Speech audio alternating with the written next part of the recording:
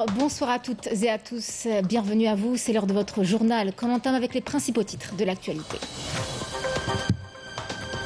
Le président de la République, Abdelmadjid Tebboune, chef suprême des forces armées, ministre de la Défense nationale, a présidé aujourd'hui une réunion du Haut Conseil de la sécurité restreint. Il s'agissait d'étudier la situation générale dans le pays ainsi qu'au niveau des frontières.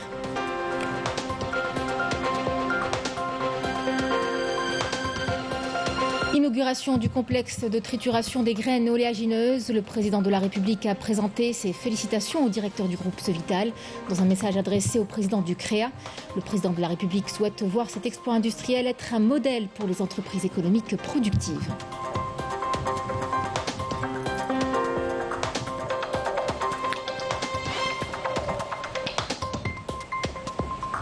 Intense activité du ministre des Affaires étrangères et de la communauté nationale à l'étranger à New York. Ahmed Attaf s'est entretenu avec son homologue de Trinidad et Tobago et s'est réuni avec les membres de la mission permanente de l'Algérie à l'ONU pour l'adhésion de l'Algérie au Conseil de sécurité des Nations Unies.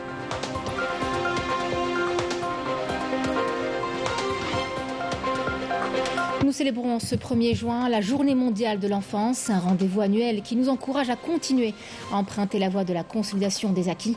Les festivités officielles ont eu lieu à l'école supérieure de la magistrature de Koléa à Tipaza. Des enfants aux besoins spécifiques ont été accueillis par le commandement de la garde républicaine.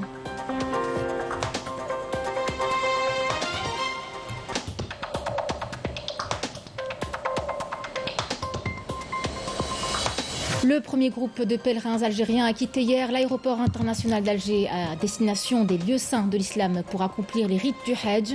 Cette année, l'Algérie a réussi à augmenter son quota, atteignant pour la première fois les 41 300 pèlerins. Tout a été mis en place pour assurer les meilleures conditions de voyage. Mesdames, Messieurs, bienvenue à vous. Le président de la République, Abdelmadjid Tebboune, chef suprême des forces armées, ministre de la Défense nationale, a présidé aujourd'hui une réunion du Haut Conseil de la sécurité restreint. La réunion a été consacrée à étudier la situation générale dans le pays ainsi qu'au niveau des frontières.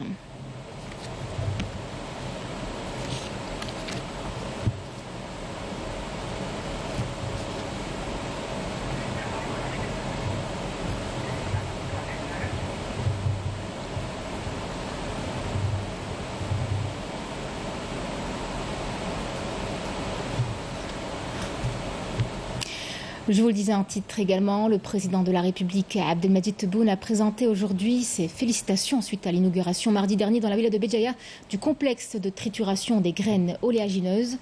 Je vous prie de transmettre toute notre gratitude et considération au directeur du groupe Sovital, Malik Rabrab, ainsi qu'à tous les travailleurs et travailleuses pour les efforts louables consentis pour honorer l'engagement pris concernant la réalisation de cette usine en un temps record et partant réaliser l'un des défis actuels de l'industrie nationale, a écrit le président de la République dans un message adressé au président du Conseil du renouveau économique algérien, Kamel Moula. Dans ce même message, le président de la République a formulé le souhait de voir cet exploit industriel être un modèle pour les entreprises économiques productives et florissantes qui peuvent devenir un levier de l'économie nationale à travers les services considérables fournis à l'industrie nationale. Le président de la République a conclu en réaffirmant le soutien total de l'État et son accompagnement de tous les projets d'investissement industriel générateurs de richesses et d'emplois lancés pour contribuer à réduire les importations, développer les exportations, atteindre l'autosuffisance et développer également l'économie nationale. Le ministre des Affaires étrangères et de la communauté nationale à l'étranger, Ahmed Attaf, s'est entretenu à New York avec son homologue de Trinidad et Tobago, Amiri Brown, dont le pays présidera l'Assemblée générale de l'ONU dans sa prochaine session à partir du mois de septembre. Il a assuré du soutien total de l'Algérie et de sa contribution pour le succès de cette présidence. Les deux parties ont passé en revue les voies et perspectives de coopération pour mobiliser davantage d'appui et de soutien à la candidature de l'Algérie pour l'obtention de la qualité de membre au Conseil de sécurité, notamment auprès des États de la région des Caraïbes, et ce, en prévision des élections prévues mardi prochain lors de l'Assemblée générale.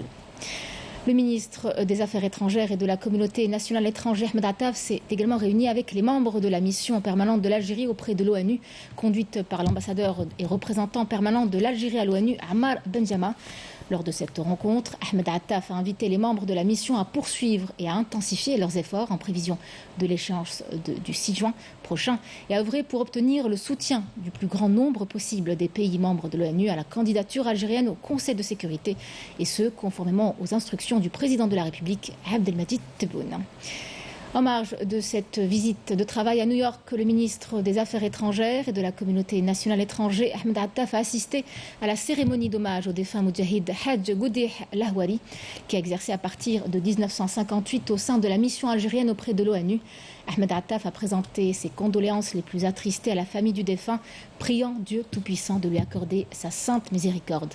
Une cérémonie qui intervient avant le rapatriement de la dépouille du défunt de New York à destination d'Oran, où il sera inhumé. Je vous en parlais en titre. Nous célébrons ce 1er juin la Journée mondiale de l'enfance, un rendez-vous annuel qui nous encourage à continuer davantage à emprunter la voie de la consolidation des acquis de qualité en matière de protection et de promotion de cette frange de la société, qu'il s'agisse d'un système éducatif au sein duquel sont profondément intégrées les règles de l'éducation aux droits de l'homme, ou encore d'un système qui garantisse une croissance équilibrée, une bonne santé et la dignité de l'enfant. Tout un arsenal de textes est appliqué. Malika Belal. Des progrès remarquables ont été enregistrés en Algérie en matière de protection de l'enfant et de la promotion de ses droits. De nombreux acquis ont été obtenus dans différents domaines au profit de cette catégorie sociale. En effet, l'engagement de l'État algérien à garantir le droit des enfants à la santé, à l'éducation et à être protégés contre la violence a été réaffirmé au mois de décembre 2022 lors de la tenue des premières assises nationales sur l'état de l'enfance en Algérie. Tous les développements qui ont été faits convergent vers ce souci du devenir de la nation, et en témoignent toutes les modifications, tous les efforts qui ont été fournis dans l'amélioration d'abord de la législation nationale pour qu'elle soit en conformité avec les normes internationales en la matière, notamment la Convention internationale des droits de l'enfant que l'Algérie a ratifiée en 1992.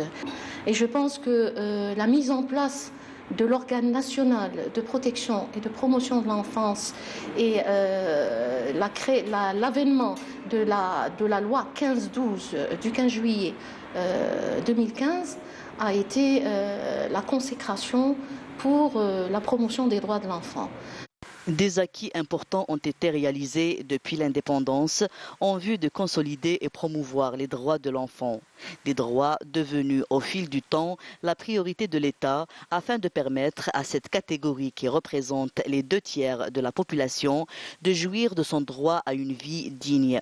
L'éducation et l'épanouissement des enfants impliquent également l'intervention de toutes les institutions et des citoyens. Nous avons aussi un projet que nous comptons aussi développer avec l'ONPPE, avec aussi le soutien de l'UNICEF Algérie, qui est la création d'un compte satellite enfant. Ce compte est pour la première fois un compte budgétisé qui est réservé à l'enfant. C'est un grand tournant pour l'Algérie. Notons par ailleurs que le CNES aussi peut alerter sur certaines questions qui sont parfois importantes à mettre en avant. Par exemple, les questions de violence, les questions des addictions, et aussi les questions des déperditions scolaires. L'arsenal juridique mis en place par l'Algérie ces dernières années et la création de l'organe national de protection et de promotion de l'enfance, ONPPE, traduisent les efforts consentis par l'État pour la protection et la promotion de l'enfance. Et à l'occasion de cette journée, des enfants aux besoins spécifiques ont été accueillis par le commandement de la garde républicaine. Des portes ouvertes ont été organisées au niveau du 11e régiment de cavalerie et d'escorte au profit de ces enfants venus de plusieurs wilayas du pays. Yasmine Massoudi. À l'occasion de la célébration de la Journée internationale de l'enfance, des dizaines d'enfants ont participé à la journée porte ouverte organisée par la garde républicaine au niveau du 11e régiment de cavalerie et d'escorte à Alger. Une journée au profit des enfants aux besoins spécifiques venus de plusieurs wilayas du pays.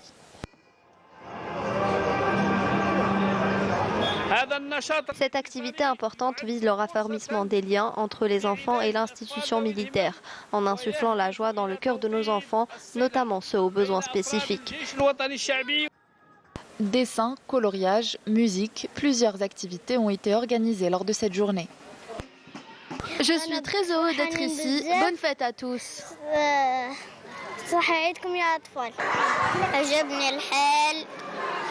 Je me suis très bien amusée. J'ai même eu l'occasion de monter à cheval.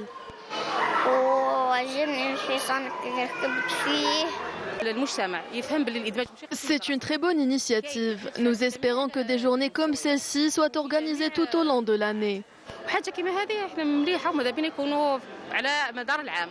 La garde républicaine organise chaque année ces activités en vue d'informer les participants sur le rôle de l'équitation dans la vie des enfants, notamment ceux aux besoins spécifiques. Une méthode très efficace selon des études qui contribuerait à renforcer l'estime de soi chez l'enfant tout en l'aidant à s'imposer dans la société.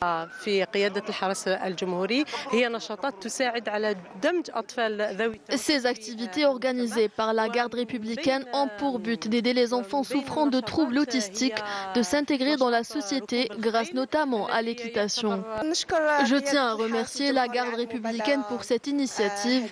L'équithérapie représente une excellente activité pour les enfants trisomiques et ceux souffrant de troubles autistiques. Durant cette journée, d'autres ateliers ont été organisés, à savoir l'atelier de montée à cheval, l'atelier de poney et l'atelier de l'équithérapie, au grand bonheur des enfants.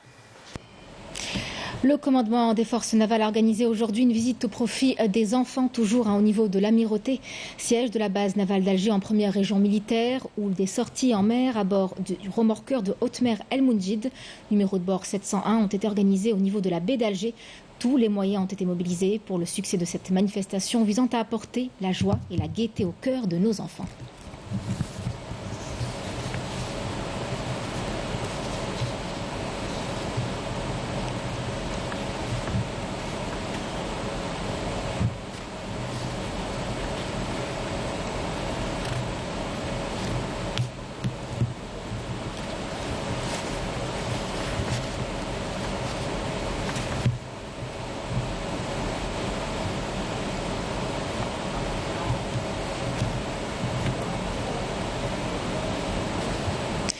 C'est une journée mondiale dont les festivités officielles ont eu lieu aujourd'hui à l'école supérieure de la magistrature de Koléa à Tipaza.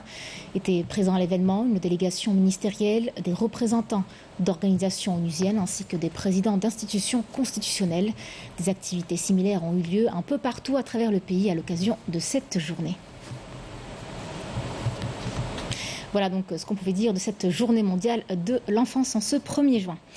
Le premier groupe de pèlerins algériens a quitté hier l'aéroport international d'Alger Houari Boumediene à destination des lieux saints de l'islam pour accomplir les rites du Hajj. Cette année, l'Algérie a réussi à augmenter son quota du Hajj, passant de 36 000 pèlerins durant les années précédentes à 41 300 pèlerins, un chiffre encore jamais atteint. Il faut dire aussi que les efforts fournis par les autorités ont grandement facilité les démarches. Bédé Abrani. La joie était perceptible sur les visages de ces futurs pèlerins, dont certains attendaient cette opportunité depuis de longues années. Comme à l'accoutumée, des membres de leur famille les ont accompagnés jusqu'à l'aéroport. Le premier groupe, composé de 250 pèlerins, a quitté l'aéroport international d'Alger Houari Boumediene à destination des lieux saints de l'islam pour accomplir le rite du Hajj 2023. Il est accompagné par une équipe médicale pour assurer leur suivi. À leur départ, ces futurs Hajjis étaient salués par les membres de la mission nationale du Hajj et le directeur général de l'Office national du pèlerinage et de la Omra. L'aéroport international Ahmed Ben Bella Oran est aussi prêt pour accueillir les futurs pèlerins dont le premier groupe s'envolera le 4 juin prochain. Ils seront 8 000 à rejoindre les lieux saints de l'islam pour accomplir le rite du Hajj. Au niveau de cette infrastructure, tout le monde est mobilisé, entre autres la police des frontières et les douanes, pour accompagner les futurs Hajjis et leur offrir les meilleures conditions. Au total, pas moins de 41 300 personnes encadrées par la mission du Hajj, composée de 865 membres, accompliront le rite du pèlerinage contre 36 000 l'année dernière. L'Algérie, et en coordination avec les autorités saoudiennes, a réussi à augmenter son quota du Hajj pour cette année, un quota jamais atteint dans l'histoire de l'Algérie. Ce vol de départ sera suivi par d'autres vols à partir de 8 autres aéroports, Oran, Constantine, Annaba, Ouargla, Béchar, Larouat, Adrar et Tamanrasset. La compagnie nationale Air Algérie a programmé 78 vols pour le transport des futurs Hadji au lieu saint de l'islam. Ils s'étaleront jusqu'au 20 juin prochain. Air Algérie a pris toutes les dispositions pour assurer de meilleures conditions de voyage. En application des recommandations du Conseil des ministres du 28 mai dernier relatives à la préparation du projet de loi cadre concernant le faux et usage de faux afin de lutter contre ce dangereux phénomène social au détriment de la majorité des Algériens. Intègre un groupe de travail multisectoriel a été installé aujourd'hui au siège du ministère de la Justice pour entamer la préparation de ce projet. La mission de ce groupe de travail sera axée sur la délimitation de tous les aspects du faux et de l'usage de faux grâce auxquels ils ont accès à des droits et des privilèges ainsi qu'à des pensions, des aides publiques et sociales, des exonérations au logement ou des fonciers ou autres sans aucun droit. Les efforts des douanes algériennes pour empêcher l'entrée des drogues en Algérie se poursuivent au niveau des frontières ouest du pays, plus précisément à Tlemcen. Les agents de la douane ont mis en échec une tentative d'introduction d'une importante quantité de psychotropes venus du Maroc. Massine Hamia et Badia Amarni pour les détails.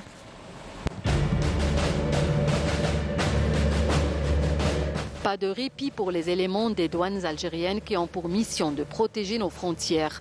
Munis de tous les moyens, les agents de ce corps stratégique sont déployés en nombre pour mener une lutte implacable contre les crimes transfrontaliers, notamment le trafic de stupéfiants.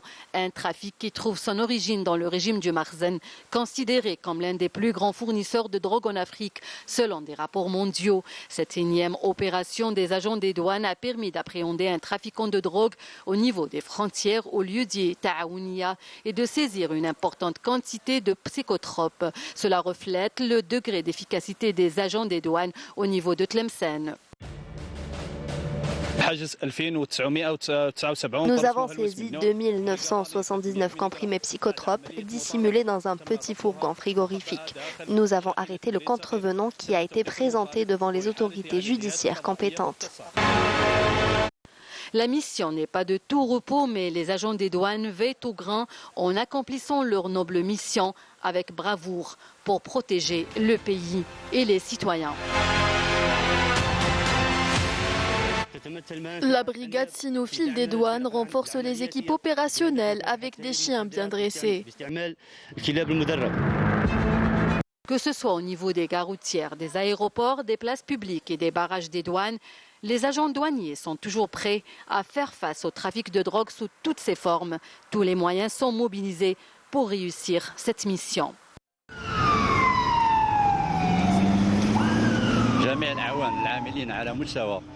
Tous les agents des douanes relevant de la direction de Tlemcen sont mobilisés pour lutter contre la contrebande, notamment le trafic de drogue. La mission des douanes algériennes est entre autres la protection de l'économie nationale. Les agents des douanes de Tlemcen, comme tous leurs collègues à travers le pays, gardent un œil vigilant pour mettre en échec toute tentative pouvant nuire au pays. Dans l'actualité à l'étranger, ces nouvelles attaques des unités de l'armée populaire de libération sahraoui contre les positions des forces d'occupation marocaines au niveau du centre de commandement du 19e bataillon marocain dans la région de Bilat El-Bid dans le secteur d'El Galta, ainsi que les positions de l'armée marocaine dans la région de Tadhourt dans le secteur d'Aoussad. La force du peuple sahraoui réside dans l'unité et la résistance au plan de l'occupant marocain. C'est ce qu'a affirmé le président sahraoui et secrétaire général du Front Polisario, Brahim Rali, qui a également souligné la nécessité de renforcer les institutions de l'État ainsi que les structures de l'organisation politique. Yamina Saïdi. Dans un discours prononcé à l'occasion de la commémoration du 7e anniversaire du décès du président Mohamed Abdelaziz, le président sahraoui Brahim Rali a réaffirmé la nécessité de renforcer les institutions de l'État et les structures de l'organisation politique, de la cellule à la branche et de la commune à la daïra, appelant à se regrouper autour du protecteur de la patrie et gardien de son honneur, l'armée populaire de libération sahraoui. Mohamed Abdelaziz était l'un des fondateurs du Front Polisario. Il est resté son chef militaire, son secrétaire général et président du Conseil de la Révolution après avoir été élu lors du 3e congrès du mouvement de libération en août 1976. En octobre de la même année, il devient président de la République sahraoui. Pendant son mandat, le défunt président sahraoui, surnommé le fils des déserts, a réussi à faire connaître la justice de la cause sahraoui dans les forats internationaux, où le Front Polisario a réussi à obtenir plusieurs reconnaissances importantes de sa légitimité en tant que seul représentant du peuple sahraoui dans sa lutte contre l'occupant marocain. Mohamed Abdelaziz s'est éteint le 31 mai 2016 après une longue lutte contre la maladie, laissant derrière lui un parcours riche que ni le peuple sahraoui, ni la communauté internationale, ni tous les opprimés de la terre ne pourront oublier. Lui qui avait auparavant acquis la sympathie des peuples du monde, de la société civile et des défenseurs des droits de l'homme pour soutenir la légitime cause de son peuple. C'est à Tlemcen qu'on vous emmène à présent dans la commune de Beni Esmiel, une région bien connue pour ses rouges cerisiers légendaires qui poussent en montagne. La saison de récolte y a débuté, réputée pour leur qualité et leur saveur. Hab El Moulouk tlemcenien compte bien faire partie du décor de ce mois de juin, ne laissant pas les visiteurs indifférents. Yemina Saïdi. Cette vaste étendue verte est située à Ain Lqsia, sur les hauteurs de la wilaya de Tlemcen. Son climat offre des conditions favorables à la culture des cerises, ce qui a permis une production abondante. Cette région est connue pour la culture des cerises au Hab El Moulouk. Nous pouvons cultiver d'autres fruits, mais nous avons opté pour la cerise rouge car le climat est idéal pour la culture de ce fruit printanier. Cette année, la récolte est à la hauteur de nos attentes. Nous avons de belles cerises rouges de bonne qualité. Les cerises de Tlemcen sont réputées pour leur qualité et leur saveur. Elles sont cultivées dans les vergers de Ain Lqsia, où les agriculteurs veillent à ce que les arbres soient bien entretenus tout au long de l'année. En tant que marchand de fruits, j'ai préféré venir de la capitale jusqu'à Tlemcen pour m'approvisionner en cerises en raison de leur bonne qualité.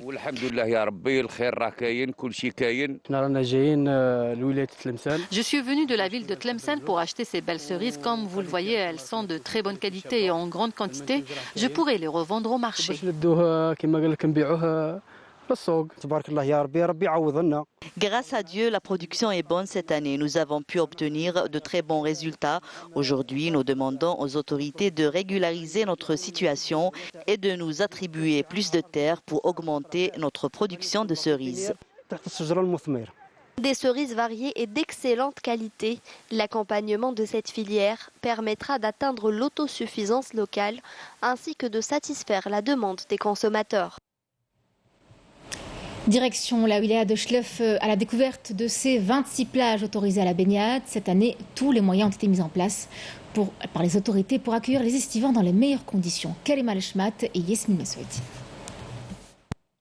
S'étalant sur 129 km, le littoral de la wilaya de Chlef compte 26 plages autorisées à la baignade, dont celle de Beni Hawa, où les autorités concernées ont mis le paquet pour accueillir les estivants des 4 coins du pays. Nous avons procédé à des opérations de nettoyage des rues et rafraîchi les façades de certains bâtiments. Nous avons enregistré une forte participation de la société civile et différentes associations pour le nettoyage des plages. Et pour la campagne de reboisement que nous avons lancée, la commune a bénéficié de plusieurs postes de surveillance, dont ceux de la protection civile, de la gendarmerie et de la sûreté nationale. En plus de ces opérations, un programme spécial saison estivale est prévu. La ville comptera de nouvelles boutiques et plusieurs attractions pour les enfants. C'est une très bonne chose, car cela permettra également la création de nouveaux postes d'emploi. Les services de la wilaya travaillent d'arrache-pied pour donner un nouveau souffle au secteur du tourisme dans la région, pour en faire une destination de choix. Cette année, nous attendons plus de 7 millions d'estivants. Un riche programme est prévu à l'occasion grâce aux efforts consentis par les différents secteurs.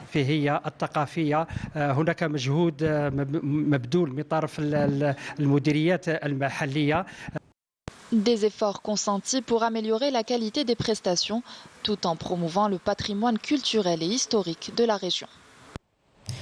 Dans l'actualité sportive, l'USM Alger est entré hier en stage bloqué au Centre technique national de Sidi Moussa pour préparer la finale retour de la Coupe de la Confédération africaine de football.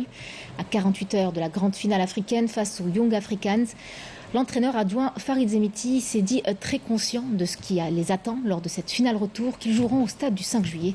On l'écoute. Il a bien fait de regrouper tout le monde pendant 3 jours, parce qu'on a besoin de ça. On a beaucoup voyagé. Il y a la concentration, il y a la récupération, il y a l'aspect psychologique qu'on a travaillé. Et on va travailler parce qu'on a beaucoup de choses à faire, Inch'Allah, pour être prêt le samedi. C'est une deuxième manche. Chez nous, on n'a pas le droit de décevoir le public algérien en général et en particulier le public islamiste, parce qu'on va jouer chez nous, on va tout faire pour gagner cette coupe, Inch'Allah. Des propos recueillis par Riyad Belkhadem. Et puis pour rappel, lors du match aller disputé dimanche dernier à Dar es Salaam, le SM Alger a réalisé une belle opération en s'imposant 2-1 grâce à des buts signés Mahious à la 31e et Merili à la 84e. C'est ainsi que se referment les pages de cette édition. Merci à vous de l'avoir suivi. Je vous retrouverai demain pour le journal de la mi-journée à midi. Excellente soirée à tous.